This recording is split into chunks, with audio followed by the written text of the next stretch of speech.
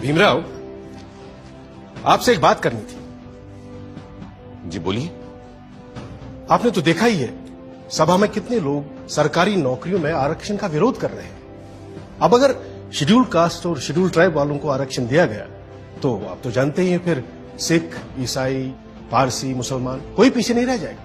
हाँ, मगर सिख, ईसाई, पारसी, मुसलमान या किसी और का मुकाबला अनुसूचित जनजातियों के साथ नहीं हो सकता। ये सारी जातियां पैसे वाली भी हैं और सोशली सिक्योर्ड भी। ठीक बात है, पर अगर एक बार आरक्षण का दरवाजा खुल गया तो देखिएगा सभी लोग अपना हक मांगेंगे और हिंदुओं के लिए सरकारी नौकरियों में जगह नहीं बचेगी, जबकि संख्या में वो सबसे ज्यादा है। आप चाहते क्या हैं? सिर्फ मैं ही नहीं, सरदार पटेल भी यही चाहते हैं कि हो सके तो संविधान में आरक्षण की बात ही हटा दी जाए। मेरे रहते संविधान से आरक्षण नहीं हटने वाला, चाहे आप कितना भी जोर लगा लें मुंशी जी। पर कोई रास्ता तो हो सकता है ना? हाँ, एक रास्ता है। मैं ही हट जाता हूं संविधान की ड्राफ्टिंग कमेटी से। अरे फिर आप लोग जैसा चाहें वैसा संविधान बना लीजिएगा। सुनिए भीमराव, भीमराव सुनिए तो।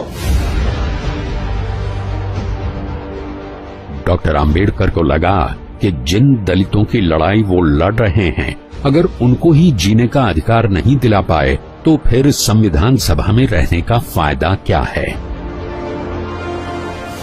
अंबेडकर ने न सिर्फ संविधान बनाने के काम से खुद को अलग कर लिया, बल्कि ये भी इशारा कर दिया कि वो न सिर्फ ड्राफ्टिंग कमेटी बल्कि कानून मंत्री के पद से भी इस्तीफा दे देंगे। इससे ऐसी खलबली मची कि अंबेडकर को मनाने खुद सरदार पटेल उनके घर पहुंच गए।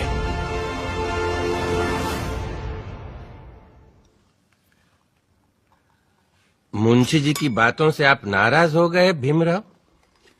लेकिन वो तो आपकी बात लेकर आए थे मेरे पास, इसीलिए मैंने कहा कि मैं ही ड्राफ्टिंग कमेटी से हट जाता हूं।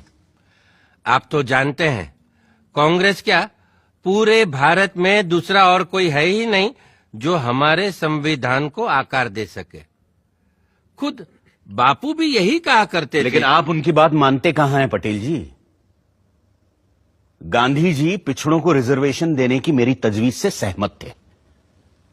पंडित नेहरू ने तो खुद पंडित होते हुए भी यह कहा कि सदियों से हिंदुओं ने निरीह अछूतों और आदिम जातियों को बेबसी, दरिद्रता और अशिक्षा में रखा। फिर अगर हमें उन्हें सबके साथ बराबर लाना है तो हमें उन्हें स्पेशल ट्रीटमेंट देना ही होगा। आपकी बात सही है, पर आप तो जानते हैं कि बड़े पदों पर हम मेरिट के आधार पर ही लोगों को ले पाएंगे। तो फिर क्लर्कों की नौकरी के लिए इतना बड़ा जोखिम उठाना? जोखिम? मुझे तो इसमें कोई खतरा नजर नहीं आता। खतरा यह है कि अगर हमने एक विशेष वर्ग को आरक्षण दे दिया तो बाकी के लोग भी आरक्षण की मांग करेंगे और भारत भर में जातिवाद का ये जहर फैलता जाएगा। जहर तो हमने पिया है सदियों से और फिर भी हम जिंदा हैं। रीढ़ की हड्डी तोड़ डाली आप लोगों ने हमारी, फिर भी हम लोग खड़े हैं। अरे एक बार हमें अपने बराबर आने का मौका तो दीजिए पटेल जी, फिर देखिए कैसे हम आगे निकल जाते हैं। और यह काम बिना आरक्षण के नहीं होगा। अगर फिर भी मेरी बातें आपको जहरीली लग रही हैं तो मैंने अपना इस्तीफा तैयार रखा है, आप खुद लेते जाइएगा।